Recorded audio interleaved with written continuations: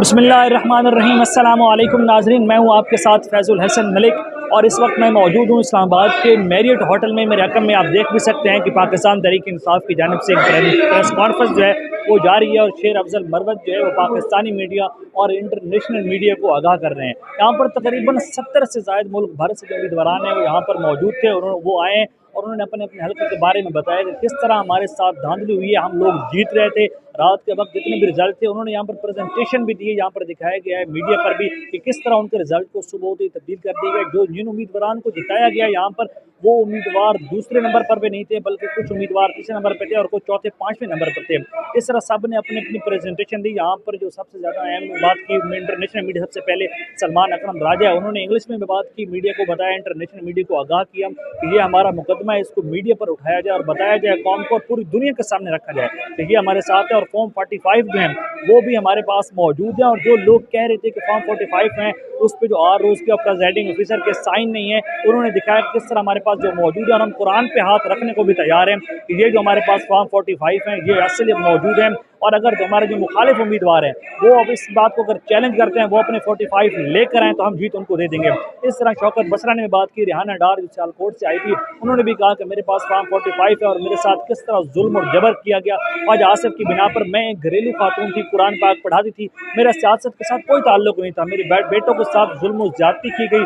जो जुल्म किया गया, जब किसी एक मुकदमे में मेरे बेटे को बरी किया जाता था तो दूसरे मुकदमे में उसको गिरफ्तार करके ले जाता था। अभी तक हमें नहीं पता कि हमारे बेटे कहाँ हैं। तो मैं मजबूरी तौर पर सियासत में आई और सियालकोट की आवाम ने जिस तरह मुझे प्यार किया, जिस तरह उन्होंने वोट दिया मुझे, उन्होंने अपना हक अदा कर, इसमें माएँ बहनें बुजुर्ग नौजवान सब ने वोट हक अदा किया और इतना वोट पाकिस्तान तहरीक इंसाफ के उम्मीदवार को दिया गया, उनसे मैनेज भी नहीं किया जा सकता, मैनेज करना मुश्किल था।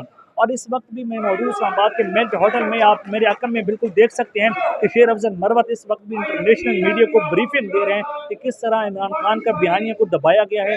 इमरान खान का बयानिया था साफ शफाफ पाकिस्तान और वो एक खुददारी का पैगाम था, उस वजह से लोगों ने उनको वोट दिया। जितने भी लोग घरों से निकले उनके वोट का जो मैंडेट था उनको चोरी किया जा रहा है। इनका कहना है कि हमारा यही मुतालबा है हुकूमत पाकिस्तान के, जो हमारे अवाम ने हमें मैंडेट दिया है उस मैंडेट को हमारे वापस किया जाए, ताकि हम लोग जो है जितनी भी सीटें हमारी थी उसके मुताबिक हम लोग 180 सीट के मुताबिक जो है ना फॉर्म 45 के मुताबिक पाकिस्तान तहरीक इंसाफ इस जो ज़ायद अक्सरियत के साथ मौजूद है। सादा अक्सरियत जो है 2/2 अक्सरियत वो पाकिस्तान तहरीक इंसाफ के पास है, क्योंकि 180 सीट के मुताबिक मीडिया में जो रिपोर्ट जारी हुई है और फॉर्म 45 के मुताबिक हमारे उम्मीदवार जो हैं वो जीते हुए हैं।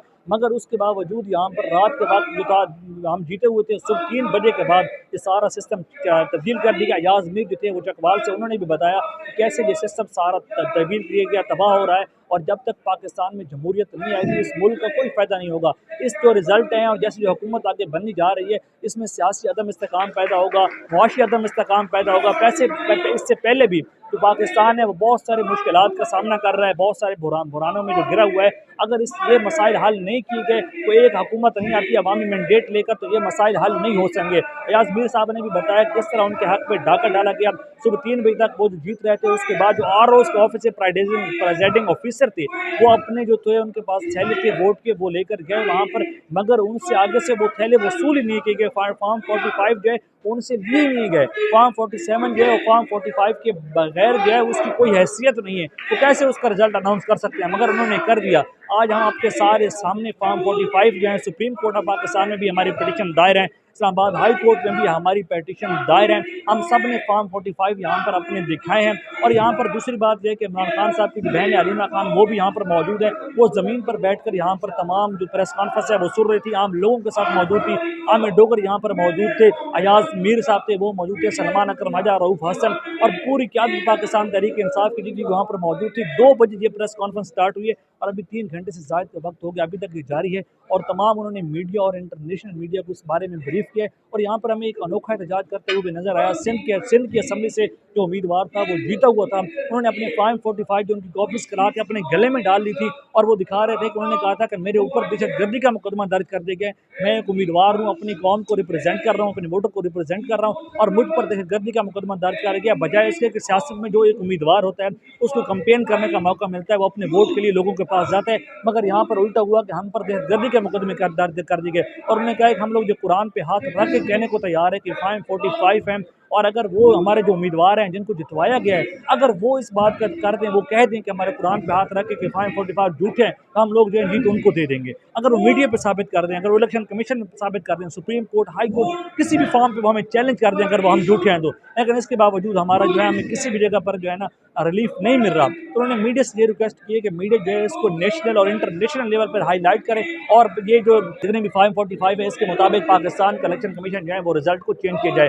अभी तक भी पाकिस्तान तहरीक इंसाफ की जानिब से अभी तक प्रेस कॉन्फ्रेंस जारी है, अभी वो इस प्रेस कॉन्फ्रेंस को वाइंड अप कर रहे हैं और वो अपने जो इजहार ख्याल था पूरा जहाँ पर 2 से लेकर 5 बजे तक जो प्रेस कॉन्फ्रेंस जारी रही, उस हवाले से वो अपना जो खुलासा जो है वो मीडिया के सामने बयान कर रहे हैं कि हमारा मकसद क्या था, मीडिया को दिखाना कि हमारे साथ किस तरह ये धांधली की जा रही है। और शेर अफजल मरवत जो है अपने बाकी रहनुमाओं के साथ अभी और इंटरनेशनल मीडिया के सामने जो है ये ब्रीफ कर रहे हैं। ये एक बड़ा अच्छा सेंटेंस था पाकिस्तान तहरीक इंसाफ की जानिब से, तो उन्होंने फार्म 45 मीडिया के सामने पेश किए और तमाम हल्के के जितने भी उम्मीदवार थे, 70 के करीब उम्मीदवार थे, सूबाई असम्बली के भी और कौमी असम्बली के, वो मौजूद थे। उन्होंने खुद यहाँ पर फार्म 45 सामने लेके मीडिया के हमने अपना हल्फ भी दिया, ये हमारे साथ मौजूद है फार्म 45 और हम जीते हुए थे। और पाकिस्तान तहरीक इंसाफ ने एक वाइट पेपर भी जारी कर दिया है और जितना भी धांधली ज़दा इलेक्शन था उसको एक्सपोज कर दिया है। और पाकिस्तान तहरीक इंसाफ इस हवाले से कल बरोज़ हफ्ता जो है वो अवाम में एहतजाज करने भी जा रही है और उन्होंने कहा कि हम हर फॉर्म पर हर हवाले से इसका एहतजाज करेंगे। जैसे हमारे पास आपको जितने भी ऑप्शन हैं हम उसको अवेल करेंगे, बाद में जो ऑप्शन होगा वो उसको हम देखेंगे हमारे साथ जो है कि कितनी जुल्म ज़्यादती की गई है। और कौमी असम्बली और तमाम सूबाई असम्बली में हम अपने उम्मीदवार खड़े करेंगे और हमारी ये जीत है। और दूसरी तरफ पाकिस्तान तहरीक इंसाफ मुख्तलिफ से जमातों से भी राब्ते शुरू कर दिए हैं। आज पाकिस्तान तहरीक इंसाफ की जानिब से जमात इस्लामी से मुलाकात है, मौलाना फजल रहमान से भी रात को उनकी मुलाकात हुई, आफ्ताब शेरपाव से भी उनकी मुलाकातें जारी हैं। तो इस हवाले से जितनी भी मजीद आगे अपडेट होंगी उस हवाले से आपको अपडेट करेंगे कि पाकिस्तान तहरीक इंसाफ का अगला अमल क्या होता है। आज तक के लिए इतना ही, अल्लाह हाफ़िज़।